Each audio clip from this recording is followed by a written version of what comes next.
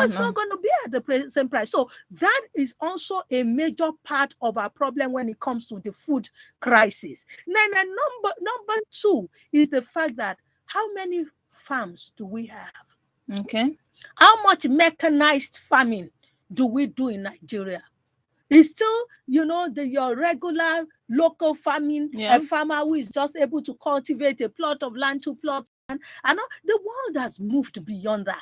It's all mechanized farming. Everything is technology.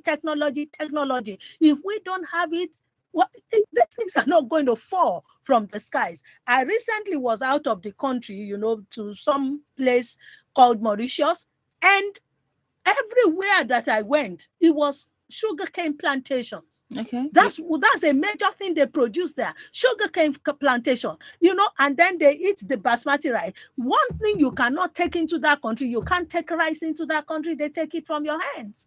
So again, whatever we even say we cultivate and grow in Nigeria, we don't protect. Okay. So even if we say we have a couple of rice, plantations and we do rice, you don't protect. Nigerians have a terrible taste for what they can produce. So it always has to be imported. So how does it compete? You open up your borders, everything floods the market.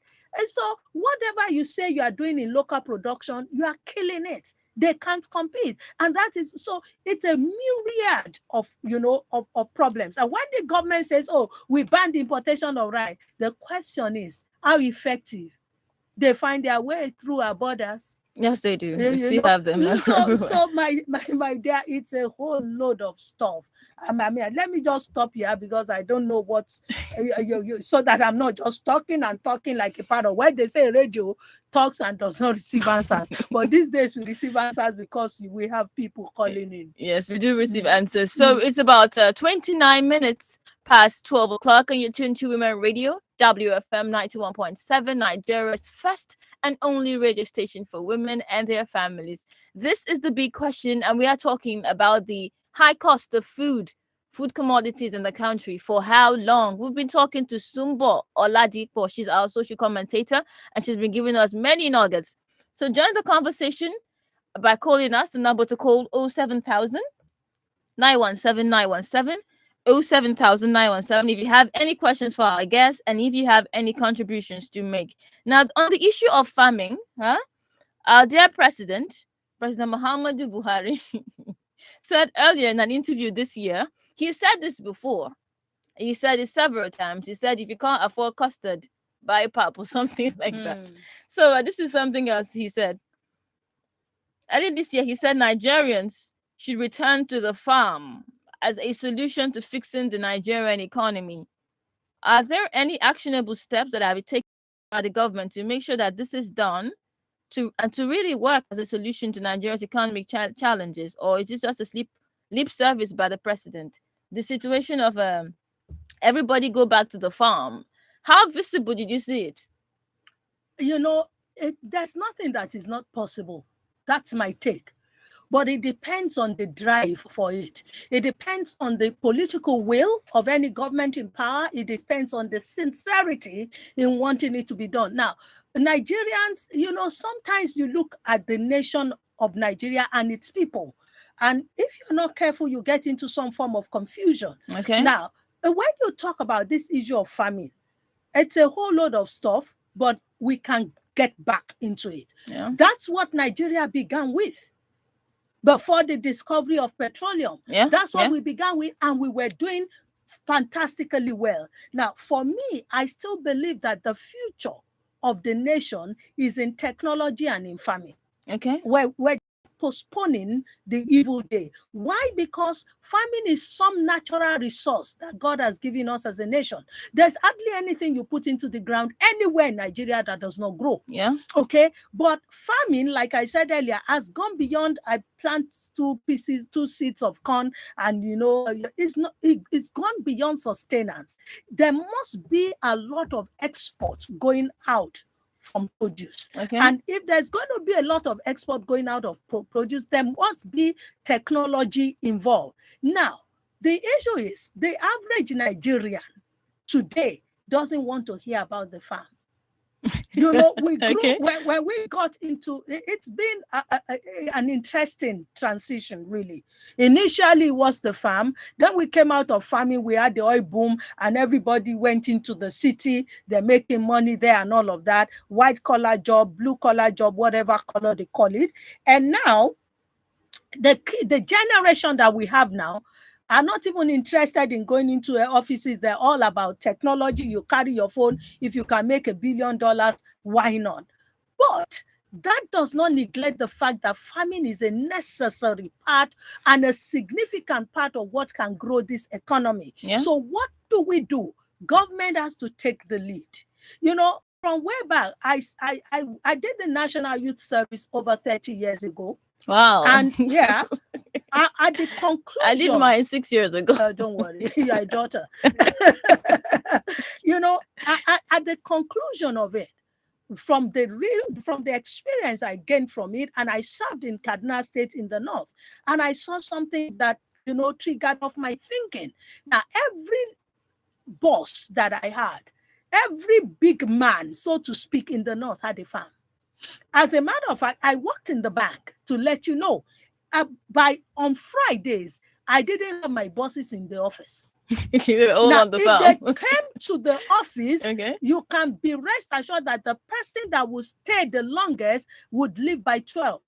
My area manager himself, because I worked in the area management office and we covered 22 branches. He hardly came to the office on Fridays. And when you saw him in the office on Fridays, he came in quickly. Maybe he needed to sign one thing or the other.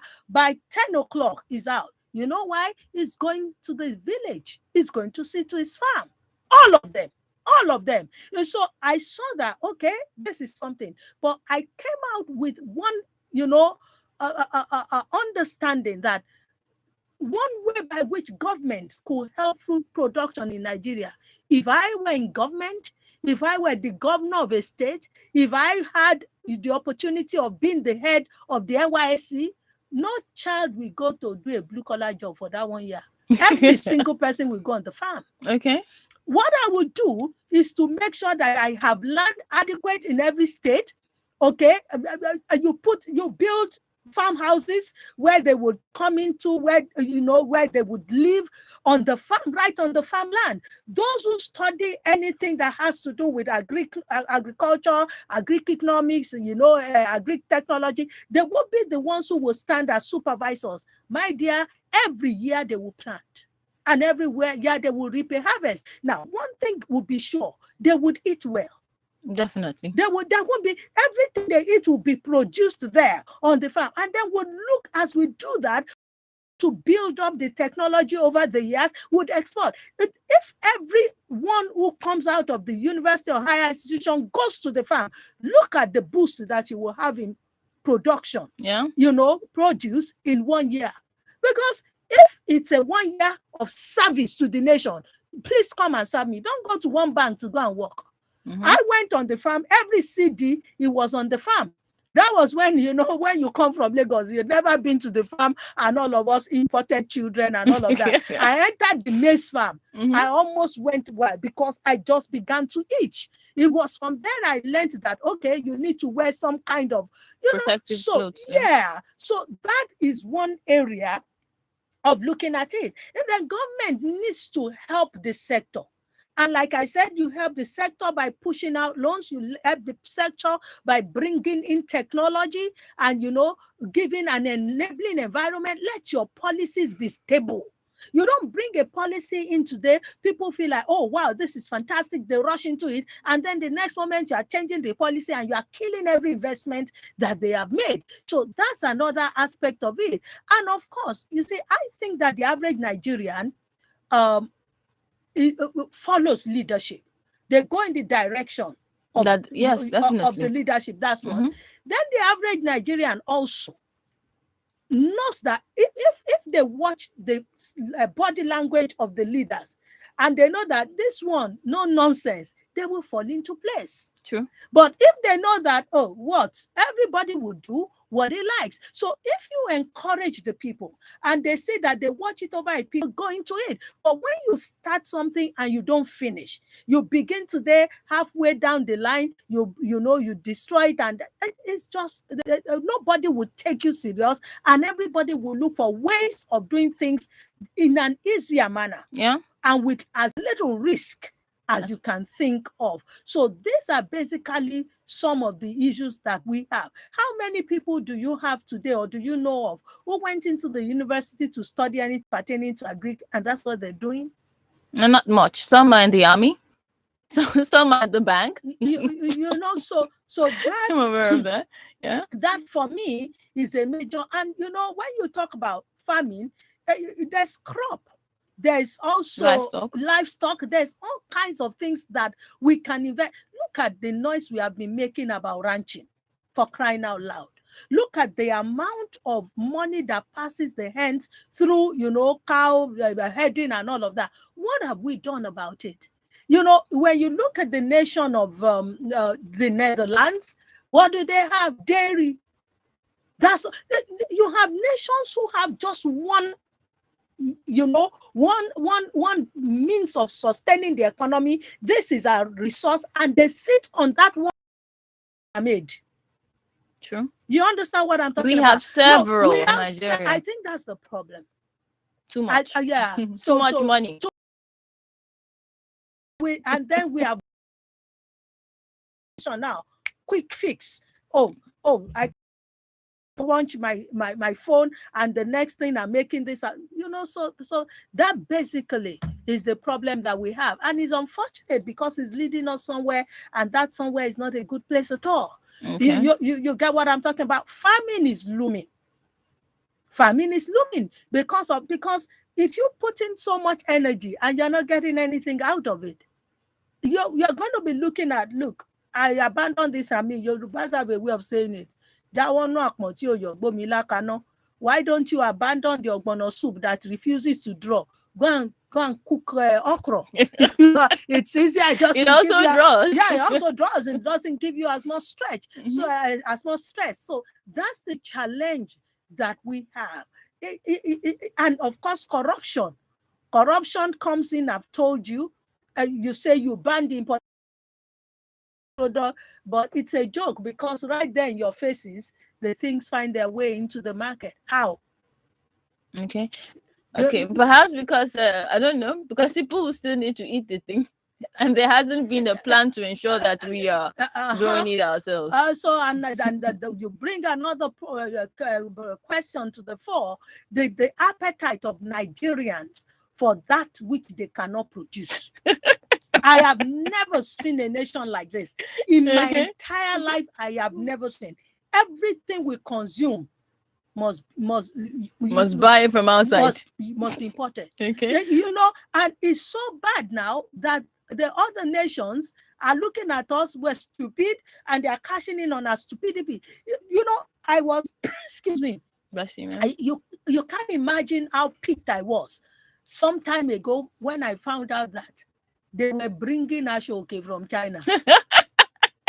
I mean, which serious government sits down and allows that to happen? Who does that? And you allow that to happen? That's what you have. That's something that is bespoke. Indigenous. So to say, indigenous. How do you allow them to? And then they now come and flood. I remember many years ago, a couple of years ago, I was working in an organization, and we wrote a book. Okay, and in my organization, we also had a bookshop, and we wrote a book. And then one day, one of my staff came out and came from the bookshop, and he was reading a book, and I saw the title. The first thing that hit me about the title was that it was a total dubbing of one of the books T.D. Jakes had written, which was very popular. T.D. Jakes is a televangelist American. And then I began to say out loud, Nigerians, why can't you ever in your life be original? Bring that book. So I looked at the book and I began to flip through to read. I began from the introduction.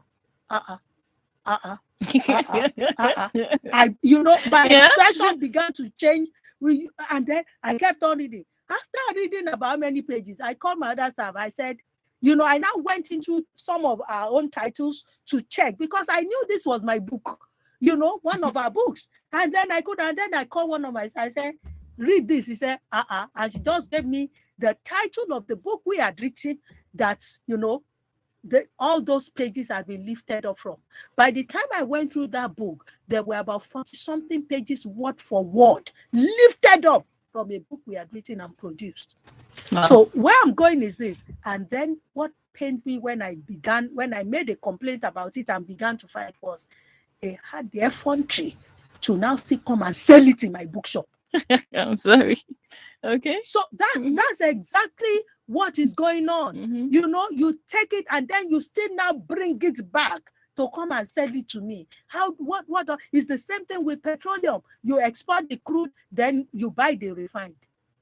The audacity. The audacity. The audacity. So those are the issues that we are looking at. Nothing is in isolation in Nigeria or in any other country. Everything must come together to make a whole. So if you're talking about the issue of food costs or prices rising, you can't isolate it from all the issues, the other elements, that make Nigeria what it is today or that we are battling with today. You can't isolate it from the economy. You can't isolate it from the leadership. You can't isolate it from the corruption. You can isolate it from everything. Okay. So that's and if you ask me for how long, for as long as we don't get all those other elements in place, we're just going to grow from bad to worse. Well, hopefully we do.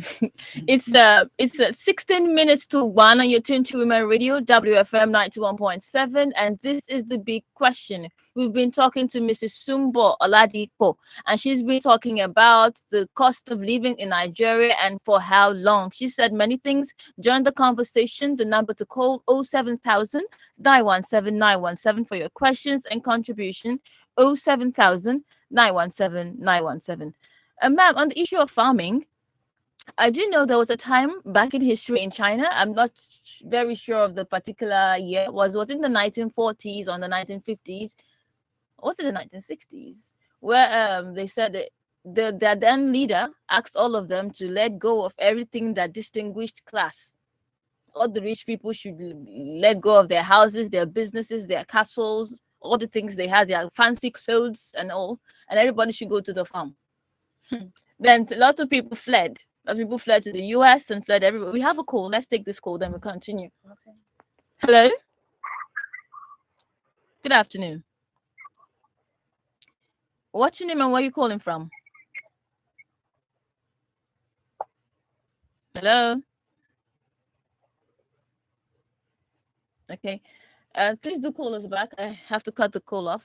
Call us again. 07000 917 917. 07000 917 917 for your contribution. Our last caller didn't say anything. Kindly call us again and give your contribution. So okay, he's called again. He's called back. Hello? Good afternoon. Hello? Good afternoon. Please, what's your name and where are you calling Hello, good from? afternoon. Yes, good afternoon. I'm not hearing you. Good afternoon. Good afternoon. I can hear you very clearly. What's your name and where are you calling from? Okay, my name is Chief Ikechukwu Okafo. Okay, Chief Ikechukwu Okafo. From where, sir? From Ikorodu, Lagos. Okay. What's your contribution, sir? My contribution has so much admired the madam on the studio. Let me greet her. Madam Sumbo, God bless you, ma. Thank you very much. God bless you too. I wonder, they say, no. God gives people intelligence. It's not by man or woman. I can't believe. I don't know. She's speaking like, I don't know, like a mother, a policy maker, somebody who has worked in the various places, who have touched the floor, who have gone around. I was talking the truth.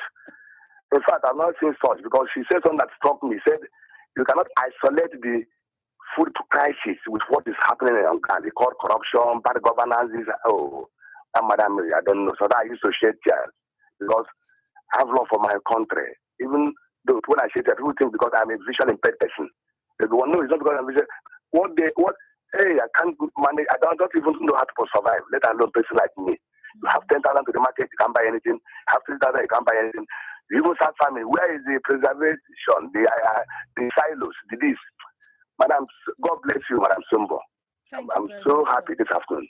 Thank you. Okay. Thank you so much, sir. Thank you, Chief Ikechukwu Okafor from Ikorodu for your contribution. So now you've got fans. We're out of time and really have to go, but very quickly in 1 minute, please give your message to Nigerians. What can we do to help ourselves? Well, I think that the one message would be to cut your coat according to your cloth, not according to your size. So Nigerians have to be double frugal at a time like this. Cut off all the frivolities, cook only what you can eat, remove all the wastages. That's all I can say. And whatever you can do, if you have some compound in your house, grow some vegetables, grow a bit of what you can, that would help you. But honestly speaking, we'll continue to appeal to government to come to the aid of the people, to carry the love of the people in their hearts and to do the needful. Okay, thank you so much, Ma. Special thanks to you. It was so good having you on the show today. Madam Sumbo Oladipo. Calls are still coming in, but unfortunately we cannot take them. But we'll take your contributions even if you call again tomorrow. So hopefully, ma'am, we'll call you again. Would you come? I most definitely. I would like to have you again in the studio. So special thanks. It's been it's 9 minutes to 1, and you're tuned to Women Radio, WFM 91.7, Nigeria's first and only radio station for women. We've been on the big question talking to Madam Sumbo Oladipo, and we've been talking about the high cost of commodities in Nigeria and for how long and the way forward. Do tune again tomorrow for another exciting conversation like this. And remember that this conversation doesn't end here. Carry on and create awareness on how we can make life better and easier for ourselves as Nigerians. Continue to be a patriotic Nigerian. My name is Praise Olatunbosun. Do you have a fantastic day? The big question. Corruption is, in fact, is increasing more. We never had a snake and whether python and swallow more. Why? Everything has increased. Conversational, controversial, and borderline disruptive. The big question. Mondays to Fridays, 12:05 p.m. On your Women Radio, WFM 91.7. To sponsor this program, call the number 0816 480 7613. The name says it all. Women Radio 91.7. The name says it all. Women Radio 91.7. Maven.